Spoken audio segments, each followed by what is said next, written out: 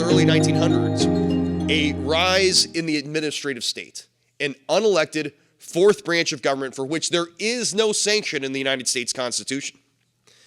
Unelected federal bureaucrats, an alphabet soup of administrative agencies, most of whom are in Washington, D.C., who make decisions that impact our daily lives in unimaginable ways.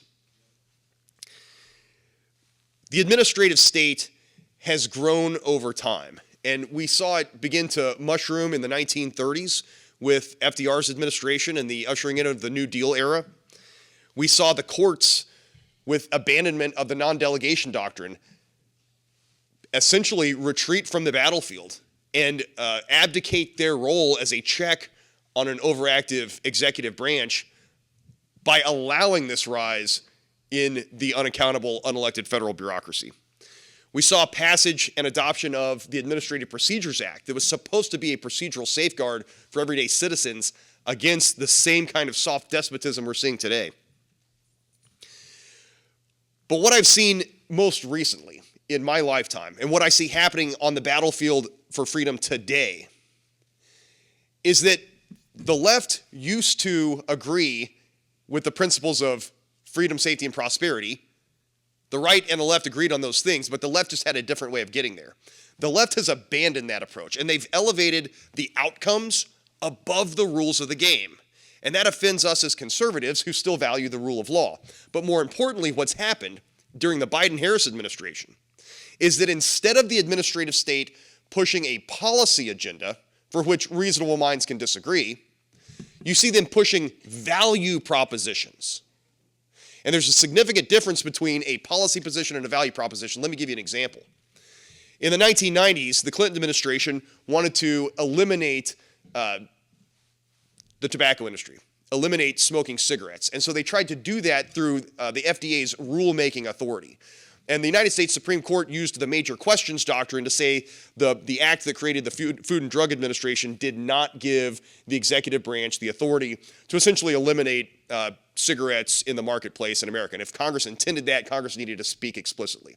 But the types of regulations that should be placed on the tobacco industry and specifically on cigarettes, reasonable minds can disagree about where that policy position could be placed or should be placed. The difference is today, the Biden administration wants to control what we say, what we think, what we eat, what we drive, where your children use the restroom, what appliances you have in your house. These are value propositions that offend not only the rule of law, not only offend the structure of the United States Constitution that limits the federal executive branch and the legislative branch and provides a specific role for the judicial branch, but also offends our notion of the proper role of government in our lives, which should be exceedingly limited. So let me talk to you about what we're doing in the state of Missouri and in partnership with like-minded state attorneys general across the nation, and why this is important. We are combating federal overreach in the court system all day, every day. The state of Missouri has more than 50 lawsuits pending against the Biden-Harris administration's attempts to undermine our structure of government, take away our liberties, and expand the mushrooming administrative state. First and foremost, they're trying to take your land. In December of 2022, the Biden-Harris administration, in the 11th hour of the year, attempted to promulgate a Waters of the United States rule under the EPA's authority in the Clean Water Act. The Waters of the United States rule essentially would have given EPA and the Corps of Engineers authority over millions and millions of acres of land in the United States of America. The Clean Water Act applies to the navigable waterways of the United States of America. And yet, the Biden-Harris WOTUS rule said that any ephemeral streams, seasonal ditches, underground waterways, those all were, in fact, navigable waterways. Well, that defies our basic understanding of the word navigable and waterway.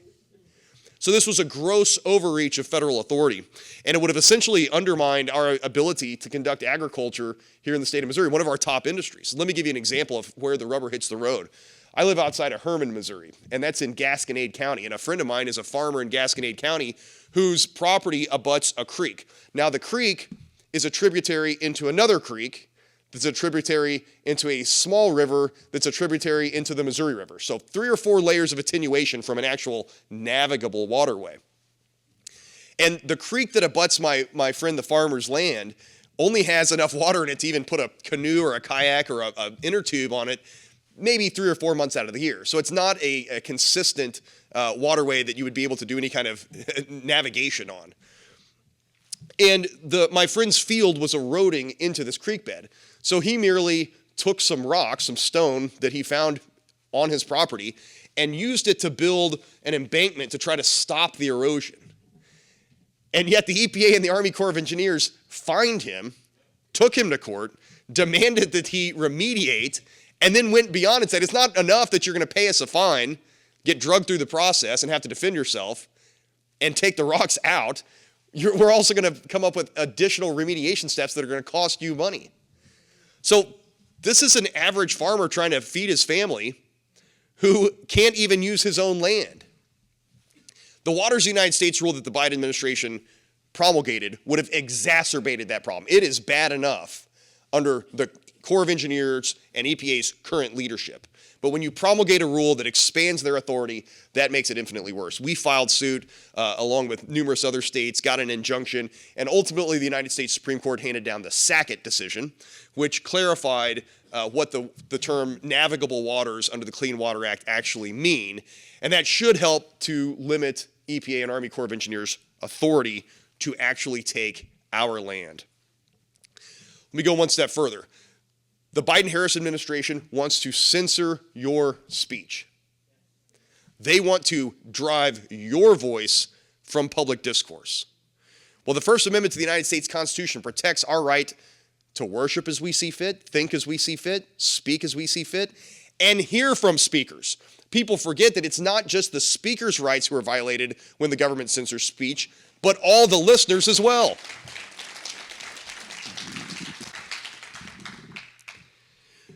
Social media has become the public square of the modern era. More people are receiving information and listening to conversations on social media platforms than nearly every other open public forum.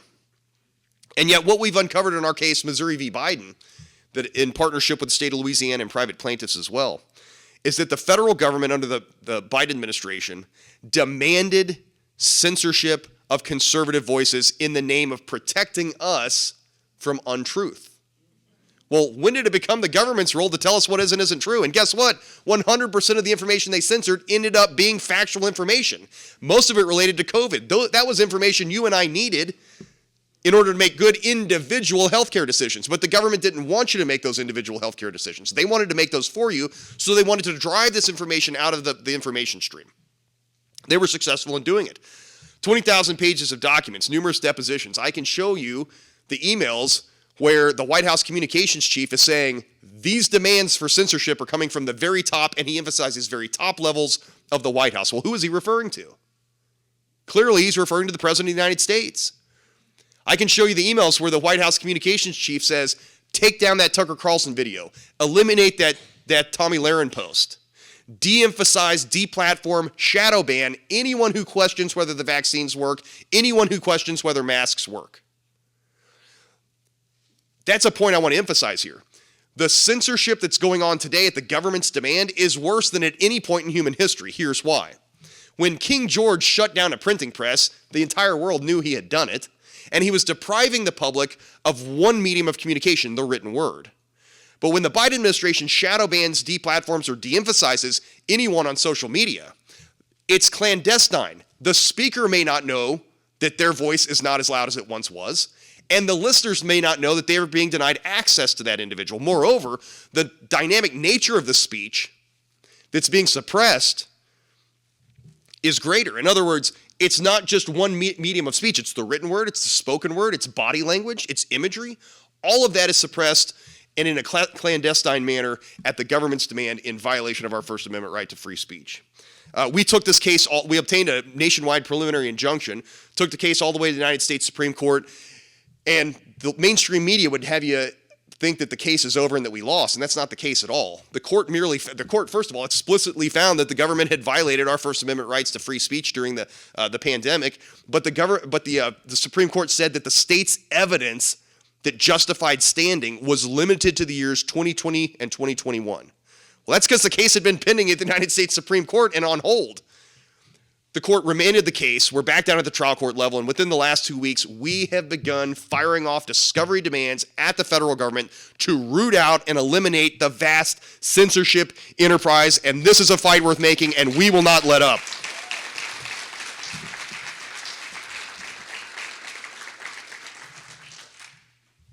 We've got to build a wall of separation between tech and state to protect our First Amendment right to free speech. The government has no role in telling us what is and isn't true. It is up for us to determine what is and isn't true and to root out misinformation on our own based on free, fair, and open debate. It's the competition of ideas and that open marketplace of ideas that will lead us to the truth, not government censorship. The remedy for disfavored speech in this country has always been counter speech, not government censorship. So people are saying, well, you don't have standing because you don't have evidence beyond the year 2021. Well, that's what we're doing right now, is digging for that evidence, and I guarantee you we're going to find it, and here's why. Someone show me a time in human history where a tyrannical, overreaching, centralized authority has ever retreated from trampling on individual rights in the absence of some forcing function. It has never happened. We know that COVID was the Trojan horse that got the enemy behind the gates, and that the vast censorship enterprise has now expanded to any number of topics. I talk to content creators in the Second Amendment community all the time that say they can't get their messages out if it has anything to do with firearms. Again, a constitutional right. So you're telling me the government censorship isn't happening? No way. It is still there. We're going to root it out and eliminate it, and this lawsuit is the best tool we have at our disposal to do that. So let's talk about the Second Amendment. I think that's the one that makes all the other ones possible. The government absolutely wants to take your guns. They don't want a well-armed citizenry. The Second Amendment ends with the phrase that the rights contained therein shall not be infringed. And yet when it comes to the Second Amendment, the left is always asking, well, why do you need that? Well, why don't we ask the New York Times, why do you need to publish a newspaper? So what I've seen here is that the Biden-Harris administration has not only promulgated rules to eliminate pistol braces, but has also attempted to criminalize individual-to-individual sales at gun shows. Now, they'll have you believe it's a gun show loophole. Well, if it's explicitly carved out from the statute, it's not a loophole. It's just not included in the statute. And think about this, the founding fathers certainly would have understood that you show up to a marketplace and that an individual could sell another individual a firearm. So why would we legislate against that? And yet that's exactly what the Biden administration has done. They're trying to redefine what constitutes a firearms dealer by saying an individual-to-individual transaction is, in fact, fits under the definition of dealer. It clearly does not. We filed suit against both of those illicit attacks on the Second Amendment, and we'll keep up the pressure to protect our Second Amendment rights to keep and bear arms. But yeah, that's. I started with the First Amendment because it allows us to talk about the Second Amendment. I moved to the Second Amendment because it protects all the other ones. But let's talk about women's rights. For 50 years, Title IX has stood for the proposition that women have equal access to athletic competition and get their own restrooms and locker rooms and hotel accommodations for overnight travel. And yet, with the stroke of a pen, the Biden and Harris administration tried to undermine that 50-year legacy of equality for women in athletic competitions by redefining the terms under Title IX to say that men should have access to stay in the same locker rooms with women, the same restrooms with women, the same hotel rooms for overnight accommodations. This will eliminate women's sports as we know it and undermine that 50-year legacy of equality for women. It's an illegal rewrite of Title IX under the separation of powers doctrine because Congress determines what the law is, not the executive branch. We filed suit and we're able to obtain a preliminary injunction against that unconstitutional behavior as well. But the Biden administration administration is going far beyond that and attempting to destroy our communities. Their refusal to enforce the law at the southern border has made every state a border state. I know Missouri communities are less safe. In Missouri, in 1 year alone, there were 1,100 reported incidences of human trafficking, more than 1,500 deaths from fentanyl exposure, 43 innocent children, babies exposed to fentanyl who lost their lives because the Biden-Harris administration refuses to do their job at the southern border. But it's not just that the Biden-Harris administration has abandoned policies like Remain in Mexico and a border wall that President Trump put in place that worked to reduce criminal border crossings. It's that the Biden and Harris administration has perverted the law to hang an open sign at the southern border. Take, for instance, the parole program. The immigration code allows for limited entry for individuals for limited purpose, limited time, and it's called parole. And really what it's intended to do is allow someone who, say, is a witness against a cartel member to show up in our country, go to the trial, testify, and then go home. It is not a visa program. Congress creates visa programs in law. They haven't created any new ones in 40 years. And yet the Biden-Harris administration says, well, we're going to use the parole program to allow in X number of Haitians, Y number of Guatemalans, Z number of Nicaraguans. That's a visa program by another name. So again, it's a perversion of the law that hangs an open sign at the southern border. We filed suit and obtained a win halting the Biden-Harris illegal parole in place program, and will continue to fight to enforce the law at the southern border in the face of the Biden-Harris administration's complete abdication of their role to secure our national sovereignty.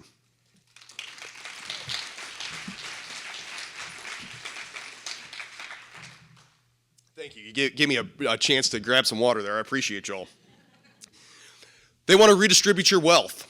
3 times now, the Biden-Harris administration has tried to force a student loan debt cancellation program. Well, any working family and small business owner out there will tell you there's no such thing as debt cancellation. Someone pays that off. Look, I take this one personally. I went to the University of Missouri on an Army ROTC scholarship and then served in the Army for 5 years, spent 2 years in Iraq, came home and went to law school on the post-9/11 GI Bill. And I have friends that didn't come home. What are you going to tell their widows? What are you going to tell the working families who said, I can't afford college, I got to get into the workforce? And now you want to saddle working American families with Ivy League debt? Where's the authority to do that, Mr. President? That was the question we asked. And in February of 2022, I went to the United States Supreme Court. And in June of 2023, the United States Supreme Court halted the Biden-Harris attempt to redistribute your wealth to pay off student loans. Yeah, thank you. And then they ignored it. And the court used the major questions doctrine. So this is important to the timeline of them ignoring it. The court said that if Congress intended to redistribute a $500 billion in publicly owed debt, then Congress had to speak explicitly. Again, it's the major questions doctrine. Congress is not presumed to hide an elephant in a mouse hole. Well, when did Congress pass a bill to do that? Congress has twice rejected a bill that would have done exactly that. Once in 2019, once in 2021. They couldn't even get a resolution through the Senate approving of the president's action. And yet the Biden-Harris administration went right back to the well, came up with Plan B. The first instance, they used the HEROES Act of 2006. The second instance, they used the Higher Education Act of 1965. No textually explicit authorization to redistribute $500 billion. The fact that the first attempt was struck down on the major questions doctrine is important to analysis on Plan B, the second attempt. Because if in the first instance, the Supreme Court said, if Congress is going to do this, they have to pass a bill. And they haven't passed a bill. It means there can't possibly be a second attempt. And yet that's exactly what the Biden-Harris administration did. You know when they did it? When they saw their poll numbers plummeting amongst a key demographic that they thought they could buy off by doing this Plan B in violation of the United States Supreme Court. At this point, this is a constitutional crisis. This is willful defiance by the executive branch of the co-equal third branch of government, the judiciary. So we put a stop to that too, and the Supreme Court said no. Well, now they've come up with Plan C. And you know what? This time they didn't publish it in the Code of Federal Registry. They violated the Administrative Procedure Act. We discovered through documents that we obtained a clandestine attempt by the Biden administration to start canceling debt without promulgating a rule, without reinterpreting a statute. And so we went back to court and put a stop to that as well.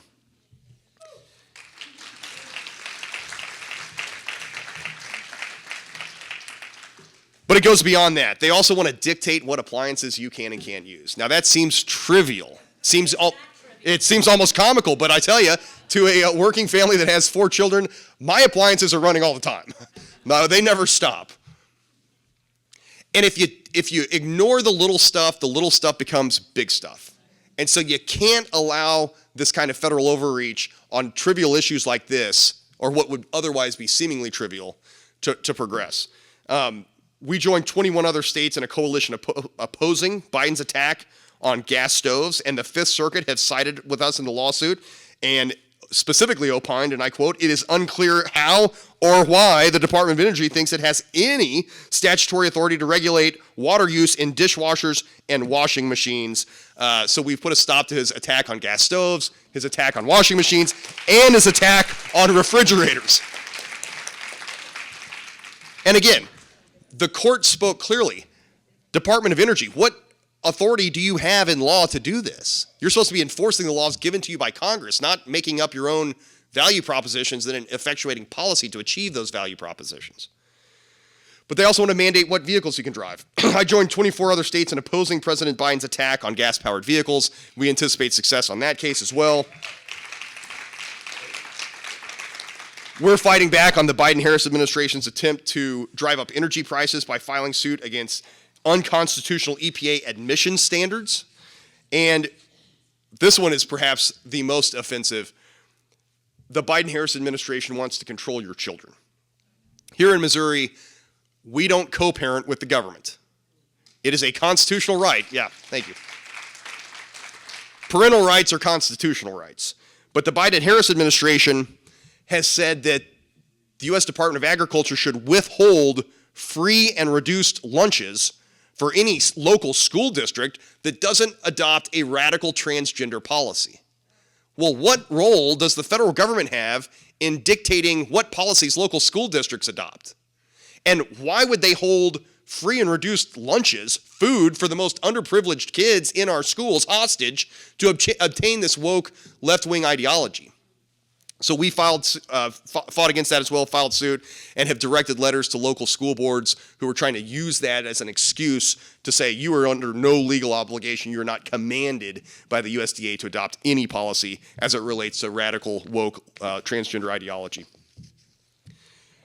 I see that the attack on our liberties, the attack on our rule of law, the attack on the structure of our government, it comes from the top down, and it is worst and most pernicious at the federal government at this moment in history under the Biden-Harris administration. The laws they can't get passed through Congress, which now they don't even try, they merely adopt through rule in the alphabet soup of federal bureaucratic agencies. These are just a snapshot of some of the lawsuits we have filed to fight back, but it goes beyond the federal government and trickles down to local governments as well.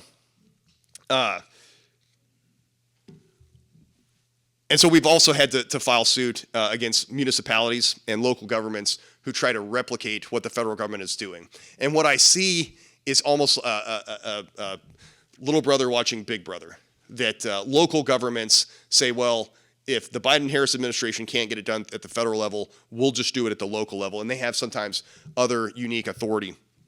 These lawsuits have largely been successful. There was recently national reporting that talks about the Biden-Harris losses in court and how successful state attorneys general have been in fighting back with these lawsuits. But lawsuits alone aren't going to get the job done. So what are the solutions to this problem? What gives us hope that we can still restore the rule of law and protect our Constitution, the structure, and the freedoms, and continue to support the principles of freedom, safety, and prosperity? Well, we'll keep the pressure up at the lawsuits, but we need a new presidential administration.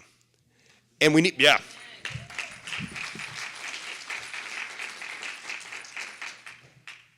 And as state attorneys general, we need to partner with a new administration to get consent judgments in all of the pending lawsuits. So we put the imprimatur of finality on those lawsuits where the federal government is agreeing with the states that they can't do that, so that the next time a radical left-wing lawless administration takes office, we can go back and say, we've already adjudicated this case. So that kind of sue and settle model is perfectly adaptable to what this potentially evolving battlefield and landscape, where we can use these lawsuits to settle with the federal government if we get a new administration that agrees with our position.